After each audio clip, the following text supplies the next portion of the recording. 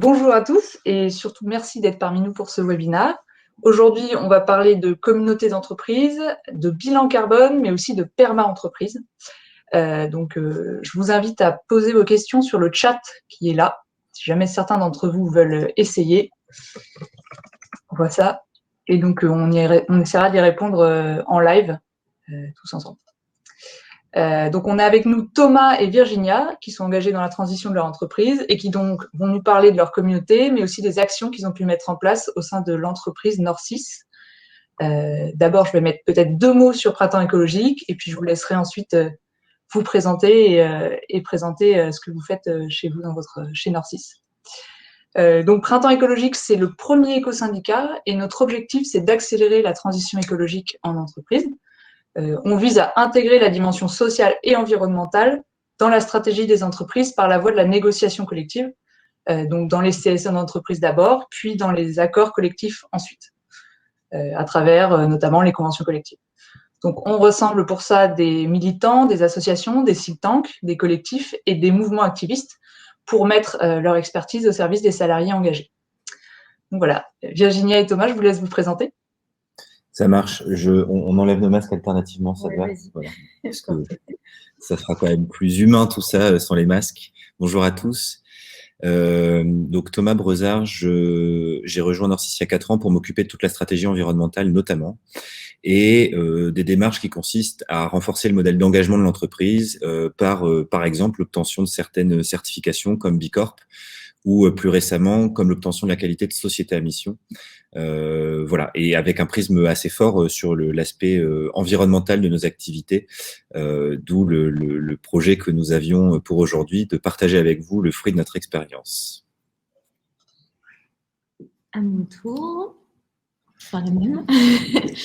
Bonjour à tous, donc moi c'est Virginia Mélesson, j'ai intégré Nord6 il y a maintenant 1 an et demi je crois.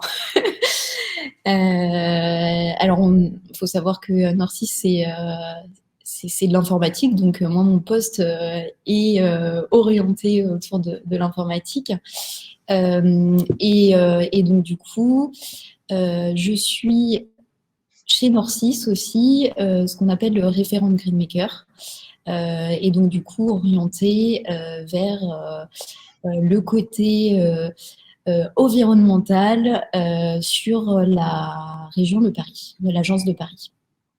Là pour la présentation. Après, je ne sais pas si je détaille plus maintenant. On a notre journaliste en chef qui va nous poser les questions, je crois. Non, c'est très bien, merci beaucoup. Et puis, du coup, la première question qu'on va avoir, c'est si vous pouvez nous décrire un petit peu la communauté Greenmakers, comment ça s'est construit, et ce que est l'objectif en fait de cette communauté-là, de salariés. Avec plaisir. Donc en fait, l'idée c'est que j'ai un peu tilté quand tu as parlé de négociation, notamment pour faire monter le sujet. Et du coup, l'histoire de cette communauté elle est intéressante, notamment pour voir comment dès le départ on a essayé d'impliquer les salariés et être dans des postures très positives de ce sujet, de son intégration dans les activités. Alors évidemment, c'est plus facile quand on a une direction qui suit, qui est motivée, qui veut bien avancer. Et je crois que dans notre cas, on était dans une situation un petit peu hybride il y a quelques années, à savoir que la thématique environnementale n'était pas nécessairement prise en main structurée telle qu'elle peut l'être aujourd'hui. Et avant de lancer des grandes manœuvres qui allaient nécessiter des budgets, donc il allait falloir faire valider, voire de conduire le changement sur certains comportements qui allaient nécessiter par exemple l'implication du CSE pour valider certaines choses, certaines nouvelles pratiques. On a proposé aux salariés en fait d'être les premiers acteurs de l'intégration de l'écologie dans le quotidien et pas forcément sur le cœur de métier, sur le business, sur leurs activités professionnelles, mais avant toute chose sur tout ce qui peut toucher au personnel. Parce que ce sujet-là, il dépasse largement le cadre de l'entreprise, il dépasse largement le cadre individuel, c'est un sujet commun. Et en fait, l'idée de cette communauté, donc, elle est née de l'envie de permettre à chaque collaborateur qui le souhaitait de pouvoir, dans un cadre assez libre, proposer des actions, animer des ateliers, partager avec des collègues autour de ces préoccupations environnementales. Donc, on l'a lancé sur une idée très frugale, c'est-à-dire qu'au départ, la communauté, ça consistait simplement à avoir quelqu'un pour l'animer, et des collectifs de salariés qui allaient se regrouper pour sur leur temps de repos, hein, donc ça pouvait être sur des pauses déjeuner ou après la journée de travail, discuter ensemble, parler de bonnes pratiques, partager des idées, faire des ateliers de couture, de végétalisation, qui allait avant tout leur permettre de vivre cette écologie dans le partage et au sein de l'entreprise, mais en dehors des horaires de travail. Et j'insiste là-dessus parce que ça dénote quand même d'un réel engagement de la part des collaborateurs que de passer par ce biais-là. Et en fait, ça a été un succès assez fulgurant puisqu'au bout d'à peine un an, on avait en gros 20% des effectifs de l'entreprise qui ont décidé de rejoindre cette communauté, pas forcément pour y être très actifs, mais pour y prendre part d'une manière ou d'une autre. Et ça a clairement concouru à l'émergence d'une conscience collective beaucoup plus forte sur l'enjeu écologique et sur l'attente que pouvaient avoir des salariés, y compris dans une société numérique, sur les enjeux environnementaux. Et ça, pour moi, dans la conduite de notre démarche environnementale, ça a été hyper structurant pour accélérer certaines prises de conscience et donc favoriser derrière des grandes manœuvres de projets portés par le groupe notamment. Ok, très clair. Et donc, concrètement, quelles ont été les actions qui ont été portées par cette communauté? Et je ne sais pas si vous avez des exemples de difficultés que vous avez pu rencontrer, peut-être Virginia aussi, sur comment ça s'est passé pour vous. Alors, je dis juste un mot et puis après, tu parles spécifiquement pour Paris, si ça te va. Je crois que sur les 12 premiers mois, il y avait eu à peu près 80 initiatives. Donc, par initiative, j'entends l'organisation d'un atelier, d'un déjeuner thématique pour discuter de sujets aussi larges que l'alimentation ou les fournisseurs d'énergie, des actions de végétalisation, de ramassage de déchets, pardon. Donc, voilà, il y a eu beaucoup d'initiatives sur la première année notamment. Je vais laisser Virginia parler spécifiquement pour Paris ensuite, mais un des retours d'expérience qu'on peut faire, c'est que aujourd'hui, il existe tellement d'initiatives, d'actions, de tutoriaux, de bonnes pratiques, d'études, etc., qu'en fait, ça devient presque difficile de faire le tri. Et je crois que le démarrage fulgurant de cette communauté a eu un écueil, c'est que on a voulu en faire beaucoup et sans doute beaucoup trop. Et donc, à un moment donné, ça a peut-être aussi un petit peu freiné la capacité à essaimer et à embarquer davantage de collaborateurs. Et si c'était à refaire, je crois que dans l'animation de cette communauté, dans son émergence, on aurait peut-être été plus vigilant sur le fait de faire moins de choses, mais mieux positionné, mieux préparé, avec davantage de co-construction, pour que ce soit dans le bon dosage. Voilà, pour pas trop en faire, parce qu'à trop en faire, on épuise un peu. Voilà, ça, c'est le retour global. Et puis, je te laisse, Virginia, si tu veux parler plus spécifiquement pour Paris. Ok. Oui, alors pour Paris, je vais donner quelques exemples de ce qui a été fait ici.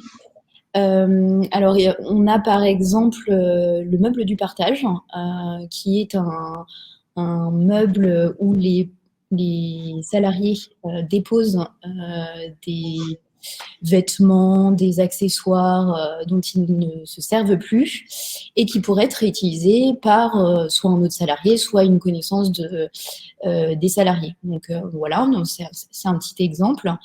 On fait aussi tout ce qui est environnemental. Donc on avait fait une journée où on ramassait les déchets, donc assez classique. Ce qui s'est passé l'année dernière avec cette histoire de Covid, ça a impacté ce qu'on fait dans l'année. Effectivement, on a senti les gens un peu moins motivés parce que le but aussi, c'est de pouvoir communiquer et d'échanger avec les gens sur le sujet de tout ce qui est écologique et le quotidien, mais aussi au travail. Et donc, du coup, il y a eu un petit peu une baisse de régime. Donc, je rejoins un petit peu Thomas. Il y a beaucoup de choses qu'on peut faire à la fois chez soi et en entreprise. Ce qu'on a dit au niveau de la communauté Greenmaker, c'est qu'on essayait de faire des choses qui nous plaisaient et d'essayer voilà, de mener à bien les actions sur une année. Donc, ça fait un petit peu comme un projet. On lance des idées et puis on a des échéances et on fait ces actions tout au fil de l'année. Alors, je ne sais pas s'il y a des questions sur d'autres types d'actions qui peuvent être menées aussi au sein de l'entreprise. On n'en a pas dans le chat, mais je me posais une question potentiellement. Vous avez eu des liens, du coup, par exemple, avec les élus CSE? Est-ce que vous avez réfléchi des actions ensemble ou est-ce que c'était un peu deux initiatives, enfin, groupes différents? En fait, je te remercie de la question parce que ça permet juste d'expliquer les différents stades de développement de cette communauté qu'il y a eu. Donc, au départ, c'était très libre. Dans la communauté, dès le départ, il y avait des membres du CSE. D'accord. La logique n'était pas d'être avec cette casquette-là. La logique, c'était venez prendre part et partager des moments conviviaux autour de l'écologie pour apprendre, faire ensemble. Et en fait, à un moment donné, on a eu tellement de participants ou de membres dans cette communauté qu'on a créé le rôle de référent que représente Virginia aujourd'hui pour Paris, pour avoir un facilitateur qui allait permettre de coordonner aussi ce qui se passait au niveau du groupe. Quand une action marche super bien dans une agence, réfléchissons à la logique de l'adapter ou de la proposer dans une autre. Est-ce que c'est cohérent au regard du contexte, puisqu'il ne faut pas vouloir systématiquement copier, etc. Donc ça a permis aussi de fluidifier finalement la façon dont on faisait vivre la communauté. Et en fait, ce qui s'est passé dans un second temps, c'est que dès lors qu'on a eu ce rôle de référent et cette volonté de donner plus de moyens d'agir ou de mener des actions, ça a été de discuter avec le CSE pour que des budgets spécifiques puissent être attribués à des actions environnementales portées par la communauté, dans laquelle il y a des membres du CSE. Donc, si vous voulez, c'est ce qui est vachement intéressant là-dedans, c'est que on voit bien qu'il y a différentes parties prenantes internes qui interviennent dans ce projet-là, mais avec une forme de grande bienveillance qui fait qu'on arrive à avancer assez vite et surtout à faire en sorte que tout le monde comprenne bien que l'enjeu, c'est de réussir à faire ensemble des choses positives. Voilà, c'est surtout ça. Ok, très clair. Alors du coup, entre-temps, on a des questions dans le chat. Karina qui nous demande, est-ce qu'il y a un nombre d'actions idéales par an? Tu disais que vous avez d'actions en même temps. Est-ce que tu vois un nombre d'actions idéales? Et des exemples d'actions lancées et abouties. Donc peut-être qu'on pourra garder cette question pour la fin sur la partie bilan carbone. Ah, je crois que... Est-ce que vous êtes toujours là? Oui. Oui, vous nous voyez. Ah pardon, j'ai plus votre vidéo, mais c'est pas grave. Donc voilà, le nombre d'actions idéales par an et des exemples d'actions lancées et abouties. Et donc voilà, si jamais vous avez des éléments là-dessus. Je vous partage l'écran parce que on avait fait une petite sélection de photos, ça permettra d'illustrer le propos. Vous le voyez bien? Yes, ça se voit. Oui, impeccable. Donc voici des exemples de réalisation de la communauté. Donc il y a eu fabrication d'un lombricomposteur et évidemment animation de son utilisation. Il y a eu des journées du troc. Là, je vous cite des choses qui ont plutôt abouti, qui ont marché. Il y a eu des ateliers, ça a bien marché dans plusieurs agences, des ateliers Tawashi. Donc, c'est une méthode qui consiste à découper un vieux t-shirt pour le transformer en éponge. C'est ce que vous voyez ici. Je ne sais pas si on voit mon curseur, mais voilà. Il y a eu pas mal de choses donc autour du do it yourself pour apprendre à fabriquer, par exemple, son déodorant. Et puis, donc ça, ce sont des initiatives plutôt ponctuelles menées dans des agences à l'initiative de salariés. Et puis, Virginia citait par exemple le ramassage de déchets. Là, ce qu'on avait fait, si vous voulez, et c'est ça qui est intéressant aussi, c'est que vous avez des choses qui se produisent d'une certaine manière naturellement à l'initiative de personnes qui ont envie de partager quelque chose avec les autres. Mais il y a aussi du coup une facilitation dans le déploiement d'actions, on va dire, lancées par le groupe. Exemple, la participation au World Cleanup Day sur le ramassage des déchets, où on a pu s'appuyer sur les collectifs locaux des communautés Greenmaker pour avoir un premier socle de participants qui ensuite eux-mêmes pouvaient aller proposer à leurs collègues dans des équipes projets et autres de venir prendre part à cette action. Donc ça va dans les deux sens. Et ça, c'est essentiel. Et un autre exemple de quelque chose qui avait été fait, il me semble, dans cette logique-là, ça avait été de créer des objets de décoration de Noël en recyclant des déchets amenés par les Greenmakers eux-mêmes. Donc, on avait lancé une action où chacun pouvait rapporter. Alors, vous pouvez faire ça avec différents types d'objets. Ça peut être des tubes de rouleau de papier toilette ou sopalin qu'après vous allez apprendre à transformer par des gestes des loisirs créatifs finalement qui sont assez simples. Et donc ça, pareil, il me semble qu'on l'avait fait à l'échelle de tout le groupe. Donc voilà des exemples très concrets d'actions qui ont pu avoir lieu et qui sont, vous voyez, plutôt d'ordre personnel, mais qui parfois touchent aussi le comportement qu'on a au quotidien au bureau. Et là, on a essayé d'être dans une forme de porosité volontaire pour que on soit pas dans cette distinction systématique qui fait que finalement on considère qu'on n'a pas les mêmes comportements à la maison qu'au bureau, alors que la responsabilité, elle s'arrête pas sur le palier de la porte du bureau ou celui de chez soi, quoi. Ça marche. Voilà. Très clair. On avait une question sur la partie réussite des projets et des actions. Est-ce que vous avez mis des indicateurs spécifiques sur ces projets et actions? Est-ce que vous avez mis des indicateurs qui montrent la réussite, par exemple, ou l'impact, la réduction de l'impact environnemental de l'organisation, pour rebondir un peu sur la question de Swad? C'est vrai qu'on a beaucoup tendance depuis quelques temps, je dirais 2-3 ans, à systématiquement vouloir mesurer l'impact. Et c'est légitime. Maintenant, et ça c'est très lié à la genèse de ce projet qui, vous l'avez compris, se positionner quand même comme un espace de liberté et d'expression libre. Je suis convaincu qu'on aurait perdu à vouloir mesurer l'impact systématiquement. Et je vais vous donner un exemple d'une grosse erreur que j'ai fait moi le premier lorsqu'on a été au début de la communauté sur Paris. Au début, j'ai proposé aux collègues qui avaient rejoint la communauté qu'on mette en place un Trello, qu'on fasse des colonnes par thématique d'action, déchets, énergie, machin, qu'on se mette des cartes actions avec des échéances, qu'on attribue des rôles, une vraie gestion de projet comme on pourrait le faire dans nos métiers. Et en fait, je me suis pris un énorme mur parce que personne n'avait envie de fonctionner de cette façon-là sur cette communauté. Ils voulaient garder de la liberté de choisir à quel moment on le faisait, sur quel sujet on le faisait, et de pas se sentir pieds et mains liés sur le livrable à une échéance. Et donc, en fait, on a assez peu mesuré l'impact, au-delà de vous dire combien de Greenmakers on a chaque année depuis 3 ans, au-delà de garder, de consigner en quelque sorte les initiatives qui se font, parce que ce sont autant d'histoires qu'on peut raconter et parce qu'on cherche à faire remonter ce qui marche bien pour éventuellement le proposer ailleurs. Mais on n'a pas été dans une mesure d'impact à proprement parler. Il y a un deuxième truc, et puis ça fera peut-être la transition, Anne, avec la suite, c'est le bilan carbone.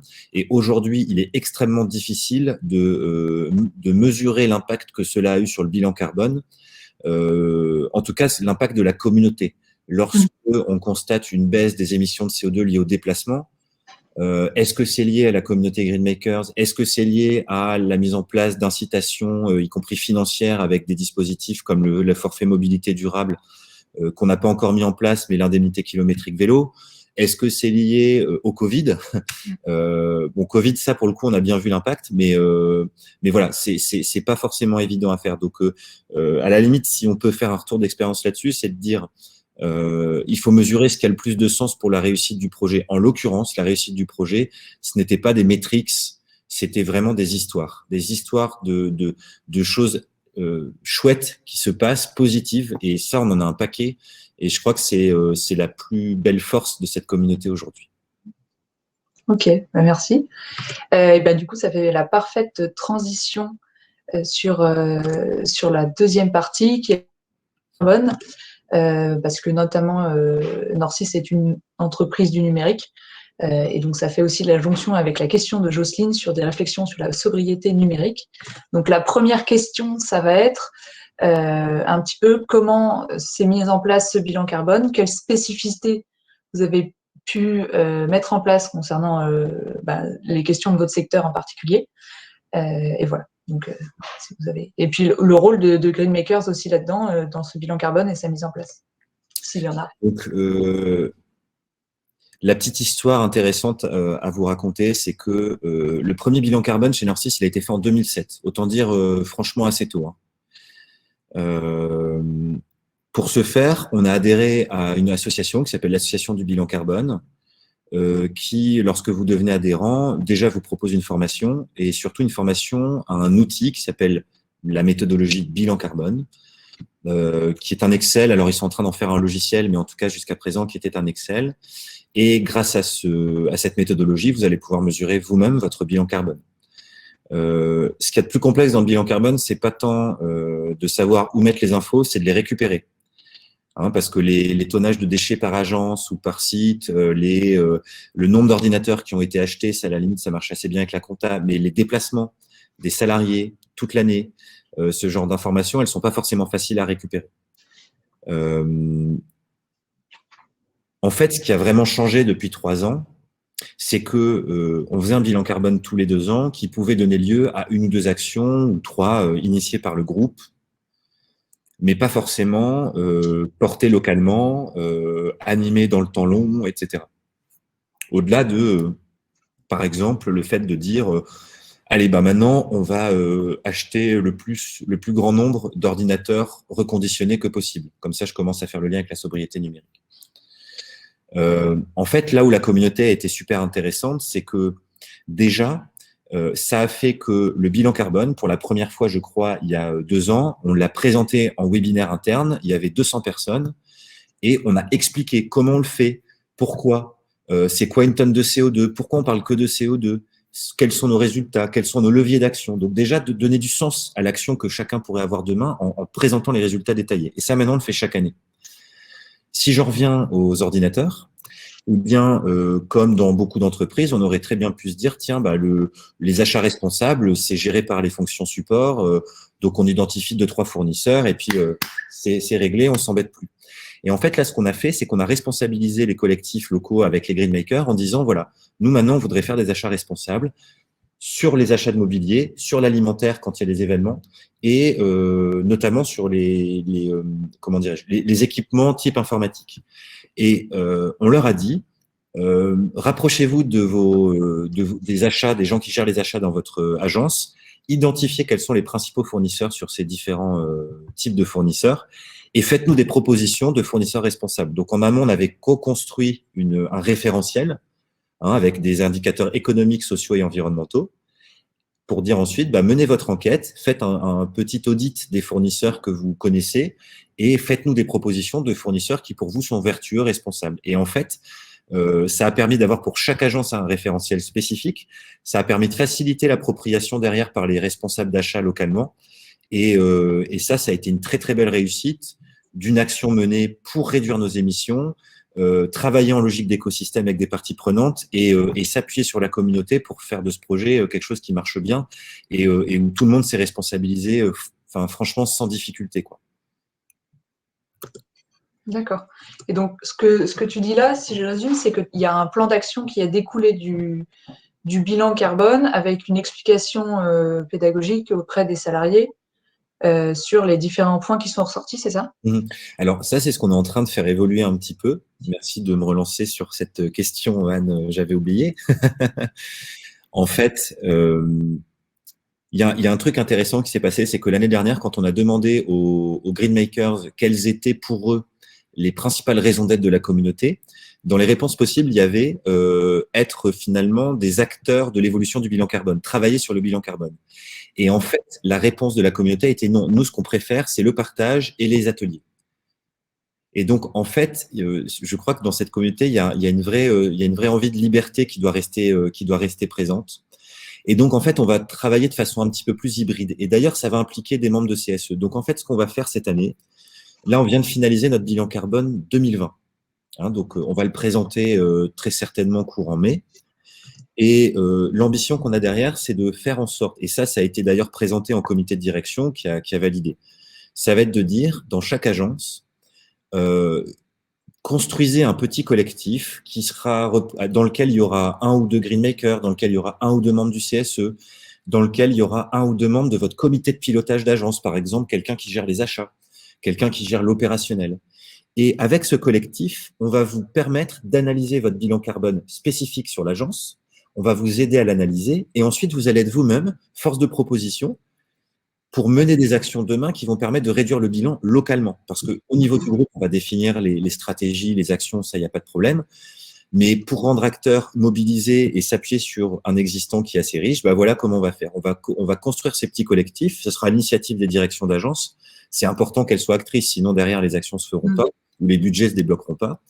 Et derrière, on va donc sur la base des propositions qui seront faites réaliser des arbitrages en fonction des contextes locaux, et on mènera certaines actions qui seront pas venues d'un groupe qui dicte tout, mais d'une co-construction avec de l'implication de différentes parties prenantes internes de l'entreprise.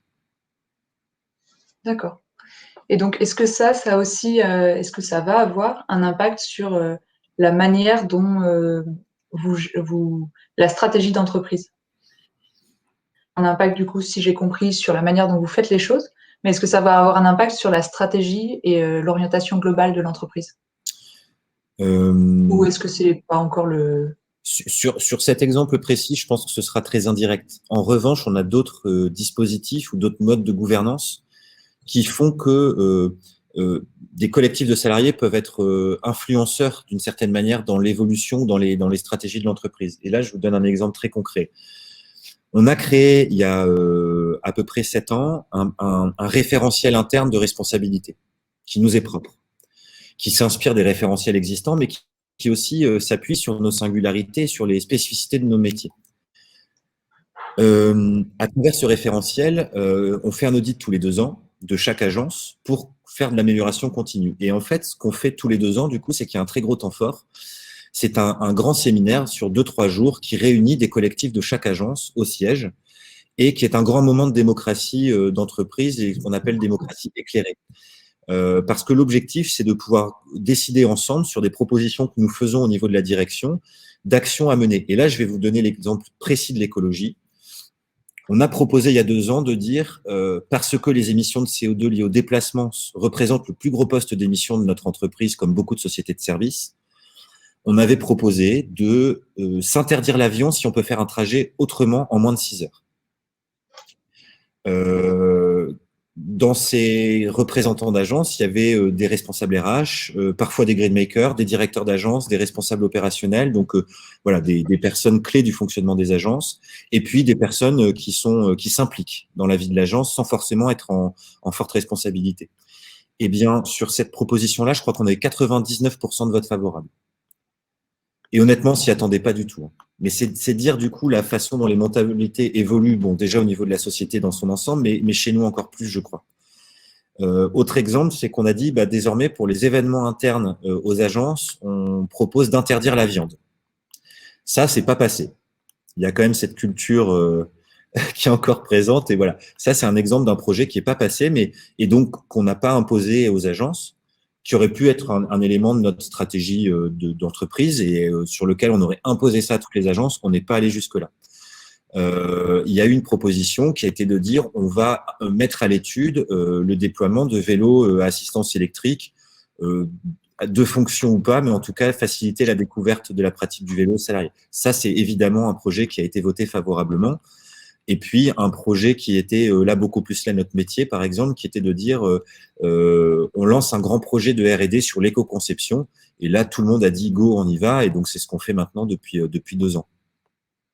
Voilà quelques exemples d'une façon d'impliquer les équipes dans les décisions sur des sujets qui nous semblent extrêmement importants en termes de conduite du changement. C'est-à-dire qu'il y a certains sujets sur lesquels on impose parce qu'on considère que c'est essentiel et que l'adhésion se fera bien. Sur des sujets comme de se dire tiens, on interdit l'avion parce qu'il y a certaines personnes que ça peut vraiment emmerder, passons ça en vote parce que si c'est voté globalement, la conduite du changement sera beaucoup mieux. Eh bien, on le fait passer de cette façon-là. Donc, vous voyez, selon les sujets, on a différents modes de décision possibles pour faciliter le déploiement derrière. D'accord. Très clair, merci. Alors, j'ai une autre question de Swat dans le chat, plus spécifique sur le bilan carbone, sur le périmètre. Est-ce que vous incluez le scope 3 dans votre bilan carbone? Et incluez-vous le cycle de vie de vos prestats? Est-ce seulement possible dans un bilan carbone, je pense? La question est là. Ouais, alors là, il y a quelqu'un qui s'y connaît un petit peu, je pense, derrière cette question. Donc, aujourd'hui, oui, on prend en compte les 3 scopes dans le bilan. D'autant plus que dans la mesure où on n'est pas une entreprise très intensive en CO2, ce serait franchement une blague de faire un bilan sans scope 3. On n'est pas une industrie lourde, on n'est pas un avionneur. Enfin voilà, on a le confort d'être une société de service qui est relativement peu émettrice. Donc si on prend pas le scope 3, pour moi c'est pas une démarche sérieuse. Et peut-être pour les autres, rappeler ce que c'est que le scope 1, 2 et 3 dans la foulée, parce que Ouais, tu as raison.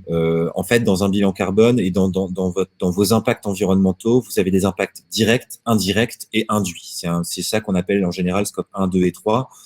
Alors, les détails, je les ai plus forcément en tête, mais en gros, l'idée, c'est que par vos activités, vous générez directement des émissions de CO2 par vos moyens de production. Donc, si par exemple, vous fabriquez des produits avec des usines, c'est ce que vont rejeter les usines. Ensuite, vous avez de l'indirect, ce sont les émissions de CO2 qui vont être liées, par exemple, à l'énergie que vous consommez.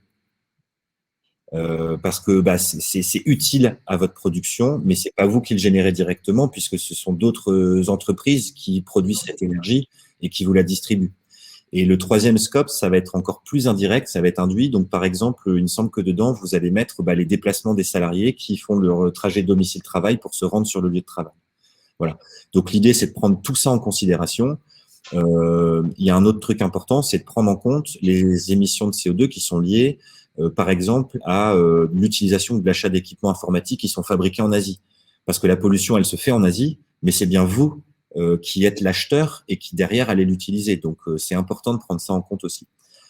Voilà en gros pour les différents périmètres. Maintenant, il y a un truc extrêmement complexe sur lequel beaucoup d'acteurs se mettent en réflexion aujourd'hui, c'est l'impact du numérique. Donc, il y a un nombre d'études grandissant sur le sujet, mais il est encore extrêmement difficile et assez rare me semble être les acteurs qui savent vraiment faire ça sérieusement, qui consiste à vouloir mesurer quel est l'impact d'une visio, par exemple. Donc, il y a des premières études qui donnent des chiffres. Et ça, c'est bien, ça donne des ordres de grandeur, mais il y a encore beaucoup d'incertitudes parce que vous faites une visio sur un ordi portable qui a été acheté d'occasion ou neuf, que ce soit, selon que ce soit un Asus, un Lenovo ou un Mac, que vous soyez en Wi-Fi ou en partage de connexion 4G et que vous soyez sur Teams ou sur Zoom, ça n'aura pas les mêmes impacts. Donc, c'est extrêmement difficile de mesurer tout cela.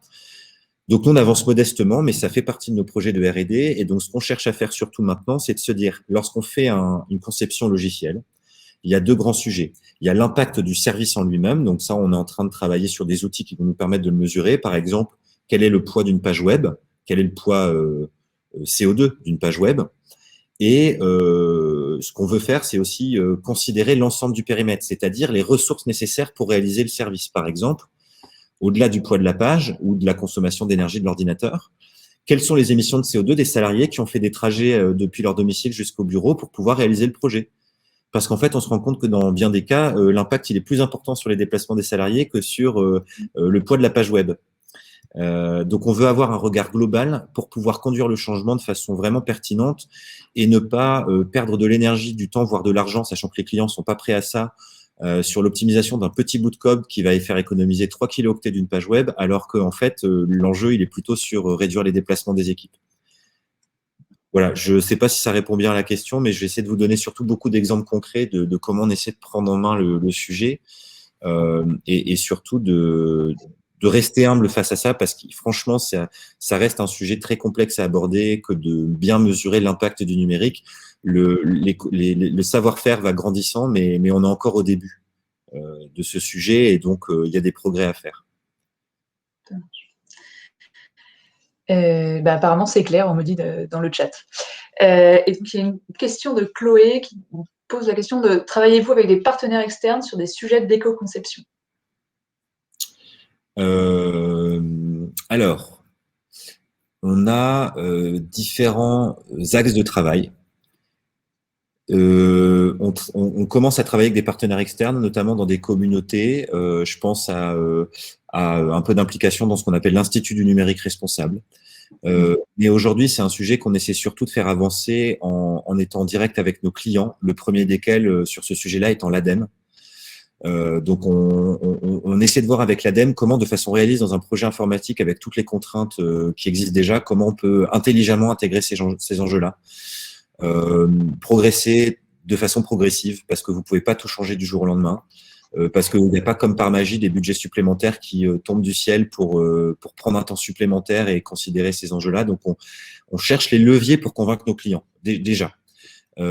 Ensuite, on a eu quelques interactions, notamment avec les communautés assez engagées sur ces sujets, notamment pour avoir des formations certifiantes sur le Green IT.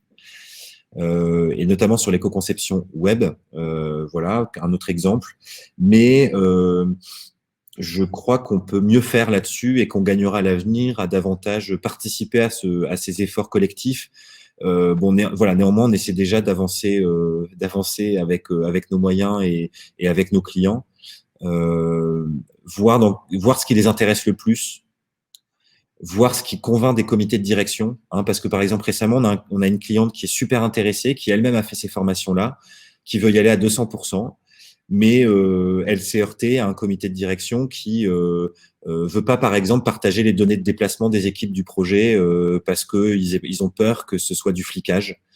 Et donc, voilà, on se frotte à des trucs extrêmement concrets. Donc, on essaie surtout de trouver les leviers qui vont permettre d'engager des projets et puis, en parallèle, de monter en puissance sur le déploiement pour nos équipes. Donc là, on lance des cycles de formation interne. Et puis, on travaille avec certains greenmakers pour les autonomiser dans l'accompagnement des équipes sur ces sujets-là. Et d'ailleurs, Virginia fera partie je crois, hein, de ces personnes. C'est ça. Okay. Merci pour cette réponse. Alors, on va aborder le troisième thème de notre webinaire. C'est la perma-entreprise. Alors, moi, je sais ce que c'est la permaculture, un peu moins ce que c'est la perma-entreprise. Est-ce que vous pouvez nous définir un petit peu ce que c'est? Oui. Je dois juste partir, du coup, je vous dis au revoir. Ça marche. Merci beaucoup pour ta présence et ton témoignage. Bon après-midi. Oui, donc une définition un petit peu de ce que c'est la perma-entreprise et de comment vous la faites vivre aussi chez Norcis. Et puis après, on ira potentiellement dans le plus concret. Ça marche, mais je vais quand même essayer de rester très concret autant que possible. Ouais. Ça, c'est important. En fait, alors vous n'êtes pas forcément tous familiers avec ces certifications, ces modèles d'engagement, mais je vais y revenir très rapidement.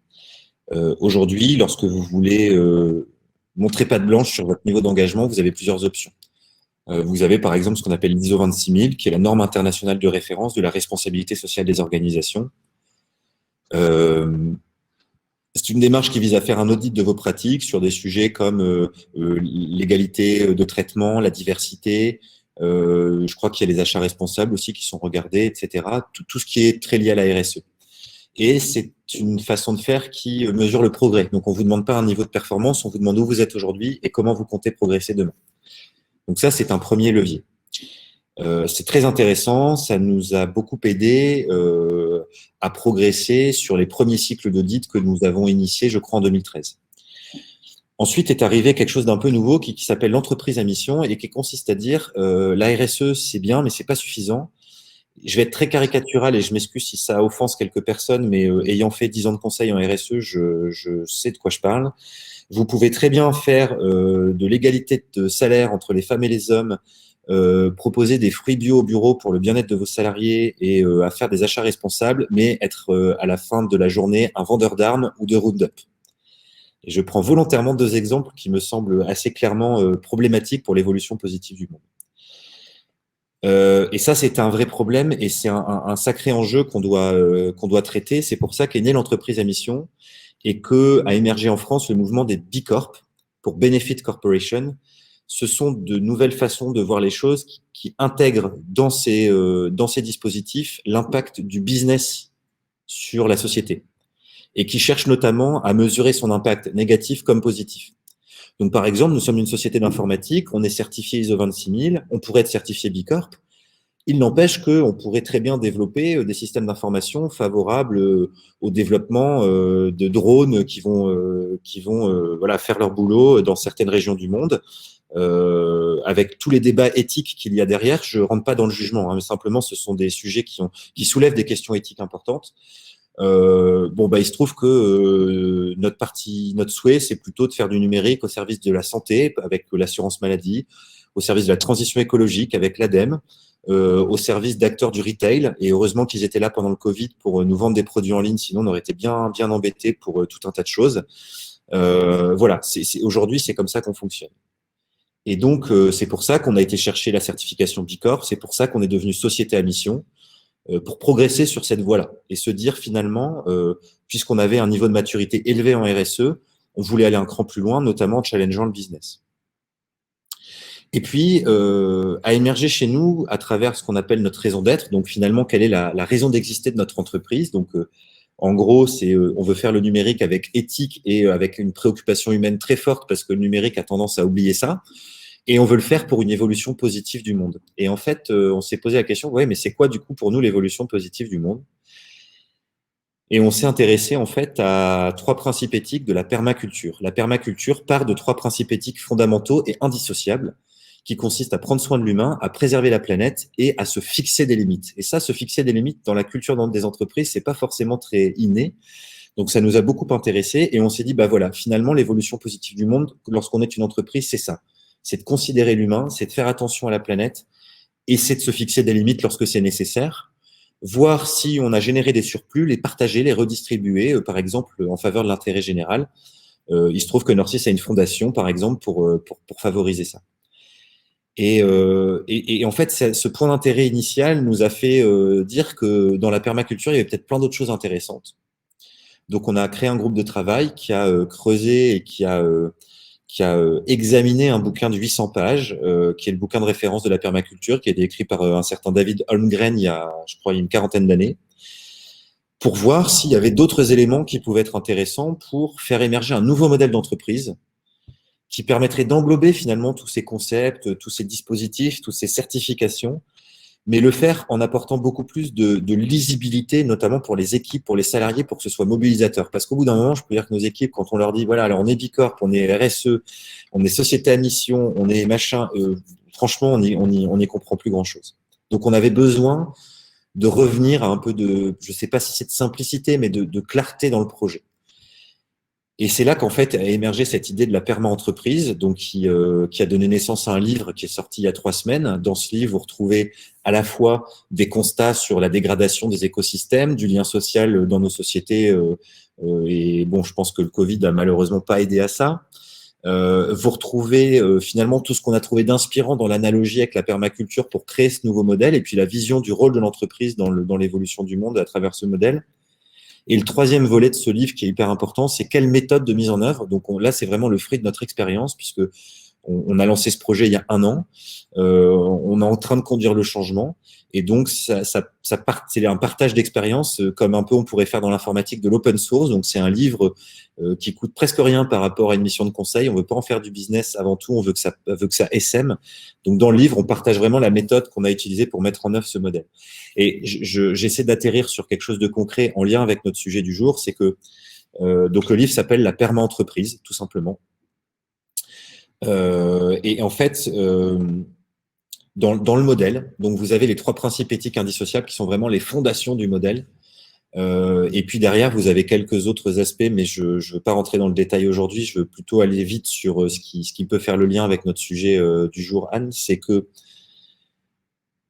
dans le modèle, en fait, dès lors que vous partez donc de votre raison d'être et que vous considérez les principes éthiques indissociables, vous déterminez des enjeux auxquels votre entreprise veut apporter des réponses. Ces enjeux, ils peuvent être à la fois partagés par toutes les entreprises. Je pense par exemple à un enjeu qui consisterait à dire on doit avoir une contribution positive en CO2 ou en carbone le plus vite possible, confère les accords de Paris. Mais on peut aussi avoir un enjeu qui est très spécifique à notre activité. Donc nous, par exemple, on a un enjeu qui consiste à dire qu'on veut innover au service d'un numérique qui est efficient.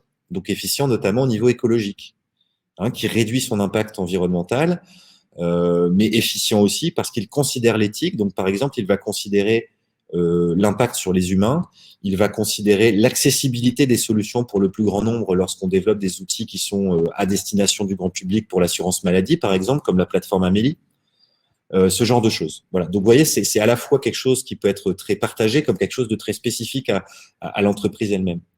Et je crois très très fort en une chose, et on voit poindre des premiers exemples qui sont vraiment positifs en ce sens, c'est que lorsque vous cherchez à initier notamment des actions environnementales, assez vite, vous pouvez vous retrouver face à des personnes qui disent bah oui, mais moi tu m'emmerdes, pardon pour le mot, mais j'ai un quotidien, j'ai un boulot qui est énergivore, j'ai un client qui me met plein de contraintes, j'ai la famille ensuite dont je dois m'occuper, donc j'ai franchement autre chose à foutre que de trier mes mails ou que de trier mes déchets. Voilà.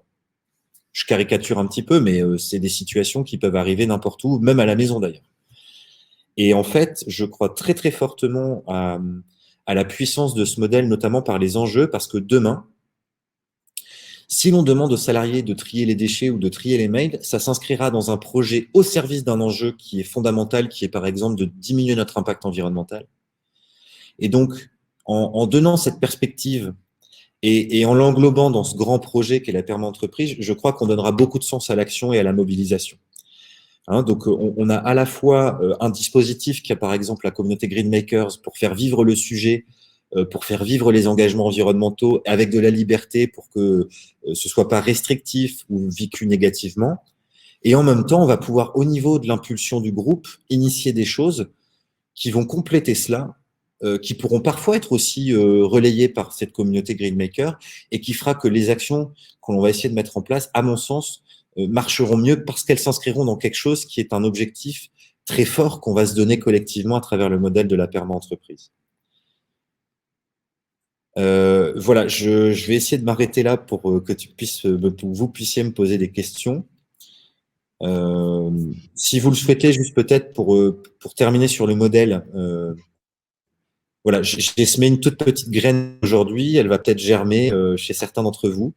Je vois que quelqu'un a même partagé le lien du livre, je le remercie, mais sachez qu'on a notamment créé une page LinkedIn dédiée sur laquelle vous pourrez notamment retrouver les quelques webinaires qu'on a pu faire sur le sujet.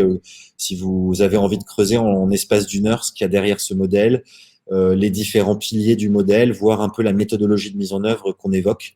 Voilà, vous aurez toutes les infos à cet endroit-là. Ah, pardon. Bon, du coup, je vais auto-animer le temps qu'Anne revienne. Non, c'est bon. C'est bon. Désolée pour la petite interruption. Mais du coup, très intéressant. Donc, ça veut dire que ça a aussi un impact sur la partie gouvernance de l'entreprise avec une consultation des salariés sur différents sujets, à travers l'audit notamment. Alors, donc tout ce dispositif d'audit que j'évoquais plus tôt, on est en train de le faire évoluer pour que du coup, il parte d'un référentiel qui maintenant est la perma-entreprise. Et en fait, ce référentiel, il est constitué de deux choses. D'une part, des thématiques qu'on propose comme des thématiques, comme des figures imposées d'une entreprise engagée, comme par exemple les enjeux climat. Hein, personnellement, et je pense que là, avec le printemps écologique, on se doit de partager ça. Comment peut-on considérer qu'une entreprise est engagée si elle ne se soucie pas des enjeux climat, vu la gravité du sujet et le niveau de connaissance de la conscience collective à ce jour sur le sujet. Il n'y a plus de débat. C'est-à-dire, on doit se bouger et vite. Donc, une entreprise qui se revendique engagée mais qui n'a pas un bilan carbone, on peut pas être parfait, mais il y a quand même quelques trucs qui me semblent être des figures imposées. Donc ça, c'est ce qu'on propose dans le modèle. Et parce que les enjeux sont aussi les vôtres, dans le référentiel, vous allez enrichir ça avec des objectifs qui seront propres à votre entreprise, à sa singularité, à son historique ou à ses enjeux business, par exemple. Donc nous, on va faire évoluer notre référentiel en ayant cette hybridation. Et c'est en ce sens que je crois que le modèle qu'on propose, il est un petit peu nouveau. Il n'est pas en concurrence avec RSE ou Bicorp, hein, qui sont des normes internationales qui sont très intéressantes pour voir par rapport à d'autres où on se situe. Mais ce qui moi me convainc et où je pense fait la force du modèle de perma-entreprise, c'est ce caractère hybride entre quelques figures imposées. On en a proposé 23. Alors ça pourrait être challengé, ça pourrait évoluer, mais en tout cas, il fallait bien commencer quelque part. Donc dedans, on met par exemple d'interdire les paradis fiscaux, de lutter contre le dérèglement climatique, ce genre de choses, ou de travailler sur les écarts de salaire dans l'entreprise pour réduire les inégalités. Et après, vous aurez vos propres objectifs d'impact, vos propres indicateurs, et donc ça fait que vous avez cette hybridation qui fait que vous pouvez être dans une forme d'approche collective, mais aussi spécifique à votre entreprise. Ok, merci, c'est très clair. Dans le chat, je crois qu'on n'a pas de questions. Donc, on sait 14 heures, mais je pense que si tu as d'autres éléments, n'hésite pas à compléter, mais sinon, je pense qu'on peut sans doute s'arrêter là. Alors, je vais vous partager juste le lien de la page Perma pour ceux que ça intéresse. J'essaie de trouver le lien. Comment je fais? Voir en tant que membre. Voilà. Hop. Et tendance, Swab nous dit que c'est fascinant. Pardon? Swab nous dit que c'est fascinant. Top. J'y croyais pas, mais on a, semble-t-il, réussi à parcourir tous les sujets qu'on avait prévu d'évoquer, Anne. Donc ça, c'est bien. Je regarde juste les petites diapos que j'avais préparées. Si, alors, je vais peut-être vous montrer un ou deux éléments sur notre communauté, mais aussi sur, notamment sur le sujet du carbone, parce qu'on avait parlé du bilan carbone, et je crois qu'il est grand temps d'éclaircir quelque chose en matière de posture sur ce sujet-là que doivent avoir les entreprises et que je pousse fort depuis 2 ans chez nous pour que tout le monde prenne bien conscience de ça. D'ailleurs, l'ADEME vient de publier une prise de position sur le sujet de la compensation carbone, parce qu'il y a beaucoup de greenwashing en cours depuis 1 an là-dessus. Donc, je vais vous en montrer un mot. Et puis, voilà. Alors, la perma-entreprise se conçoit-elle au niveau de la chaîne de valeur? Je suis pas sûr de bien comprendre la question. Alors, évidemment, sur des enjeux, en fait, alors si oui, je peux apporter une réponse, Swad. Dans les modèles d'engagement classiques, vous avez un silotage des parties prenantes. Hein. Qu'est-ce que vous faites pour vos salariés? Qu'est-ce que vous faites pour vos clients, pour vos fournisseurs? Dans le modèle que l'on propose, comme on dit souvent dans le milieu de l'engagement, on change de paradigme. Et en fait, on va proposer de casser ces silos pour réunir autour de projets. Et un mot-clé de la perma, c'est l'agencement. Donc, en fait, on va chercher à agencer des parties prenantes, qu'elles soient internes comme externes, autour d'un projet pour répondre à l'enjeu. Donc ça donne ce sens profond au projet et à l'action. Mais du coup, on s'en fiche de savoir client, salarié, fournisseur, c'est qui est pertinent pour apporter des réponses positives sur cet enjeu-là. Et donc, en ce sens, oui, on va engager la chaîne de valeur. Par exemple, lorsque l'on va dire on a un projet qui consiste à réduire l'impact environnemental des systèmes d'information de nos clients, il est évident qu'on doit travailler avec nos clients, qu'on doit travailler avec nos équipes techniques et qu'on doit travailler ou renforcer le lien avec des écosystèmes du numérique responsable pour monter en expertise et pouvoir le proposer à nos clients. Voilà un exemple concret. Et alors, c'est l'équilibre de l'ensemble. Oui, puis, d'une certaine manière, puisqu'on considère tous les 3 enjeux éthiques comme indissociables, on cherche un équilibre systématique entre ces trois principes-là. Alors, je vous montre juste un truc qu'on a fait qui peut être intéressant sur le carbone. Je repartage mon écran rapidement. Hop là. Voilà. Ça, c'est un premier jet qu'il faut qu'on améliore et je veux vraiment qu'on travaille là-dessus là, pour les prochains mois. Et vous voyez bien les diapos, Anne? Ouais. Ouais. Voilà. C'est que lors du précédent webinaire, donc celui de l'année dernière qu'on a fait sur le bilan carbone, en fin de session, donc présentation des résultats, analyse, partage de tout ça. Et à la fin, c'était vraiment, allez, maintenant, comment on passe ensemble à l'action? Donc, je crois que sur celui de l'année dernière, il devait y avoir une centaine de personnes à peu près qui étaient présentes en live. Donc, c'était déjà très bien. On est 600, hein, donc ça fait déjà, ça fait déjà près de 20% des salariés. On est un peu moins de 600. Et donc, pour passer à l'action, c'est de se dire, tiens, partageons quelques objectifs, comme celui de dire, il faut qu'à l'échelle globale, on aille tous sur un objectif de tonnes. Alors, je rentre pas dans les détails, certains comprendront peut-être. En tout cas, il faut qu'en 2050, chaque individu, pro-perso confondu, émette maximum de tonnes d'équivalent CO2 par an. Voilà, ça c'est l'ambition. En tout cas pour la France. Donc, partage d'outils. Et puis ensuite, c'est de dire, mais finalement, aujourd'hui, dans l'entreprise, comment vous pouvez être acteur? Quels outils sont à votre disposition? Donc, on a mis en avant des politiques de groupe, comme la flexibilité du travail. Ça fait 5 ans ou 4 ans qu'on propose du télétravail permanent, enfin structurel pour des salariés qui le demandent, 1 ou 2 jours par semaine. C'est de s'intéresser à ce qu'on commençait déjà à faire en politique Green IT, des achats d'occasion, l'optimisation de nos infrastructures serveurs pour qu'elles pèsent moins, les achats responsables, donc ça je le citais, mais aussi après des outils qui sont plus au niveau individuel ou des dispositifs. Donc là, vous retrouvez notre communauté Greenmaker, qui sont des lieux d'éveil des consciences sur les enjeux écologiques. Et puis, on a développé un outil, donc ça s'appelle North Daily, dans lequel les salariés viennent faire du reporting de temps passé sur les projets. Donc ça nous permet au départ de piloter les temps passés sur les projets, ce qui est important quand on fait des projets pendant 3 ans et qu'à un moment donné, il faut bien quand même qu'on sache à peu près où on en est. Et en fait, ce qu'on a fait il y a 1 an, c'est qu'on a ajouté une brique à ce logiciel interne qui permet en fait d'individualiser au jour le jour les émissions de CO2, notamment liées au déplacement. Donc un salarié, il renseigne 2-3 profils types de déplacement qu'il peut faire dans l'année. Et chaque jour, il va choisir quel mode de transport il a utilisé ce jour-là. Et automatiquement, ça va lui calculer l'équivalent carbone. On va aussi considérer quels équipements il utilise. Donc, par exemple, s'il a un ordinateur portable, eh bien, on va prendre l'impact CO2 d'un ordinateur portable sur 3 ans et on va lui lisser ça au jour le jour pour qu'il puisse prendre conscience des impacts que cela représente. Et ensuite, il a des interfaces pour visualiser ça par mois, sur l'année, et voir un petit peu comment cela évolue en fonction de ses usages. Et là, on vient même d'ajouter des briques pour répartir sur les salariés les consommations d'énergie, les achats, l'amortissement de nos bâtiments, tout ce qu'on prend en compte en fait dans un bilan carbone pour le relisser ensuite en fonction du nombre de jours travaillés, etc. Et ça, c'est extrêmement important parce que ça permet quand même de responsabiliser, de donner connaissance. Je pense qu'on peut faire encore bien mieux en termes de déploiement et d'utilisation. Mais on fait parfois trop de choses, comme je vous le dis, donc comme je vous le disais, donc faut qu'on choisisse un peu les combats. Et puis des documents comme un guide de l'ADEME pour être éco-responsable au bureau. Donc voilà aussi comment on peut, sur des occasions précises, et donc là, je veux retravailler ce truc-là en vue du prochain webinaire sur le bilan carbone, pour permettre ensuite aux salariés de savoir où aller, de se sentir pleinement acteur finalement de cette démarche. Bon, vous voyez qu'à l'échelle de notre entreprise, par individu en moyenne, on est à 2,24 tonnes. On était en 2018. Bon, le Covid fait qu'en gros, on a divisé par 2. Voilà. Ça marche. Eh ben, écoute, merci beaucoup à toi pour toutes ces explications. C'était très, très intéressant. Je crois que le chat est d'accord avec moi et je suis d'accord avec le chat.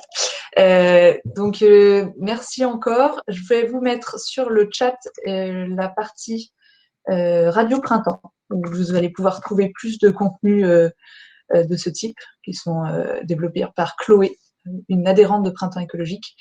Et je vous invite aussi, pour découvrir un peu plus Printemps écologique, à vous connecter le jeudi de 19 à 20 heures, où on fait un accueil hebdomadaire pour vous expliquer un peu le printemps et ce qu'on veut faire dans les entreprises. Merci encore Thomas. Pour rappel, ce sera disponible, ceci est enregistré, donc vous pourrez le repartager et on vous l'envoie très rapidement. Merci encore à tous. On est pile poil à l'heure et je vous souhaite tous une bonne après-midi.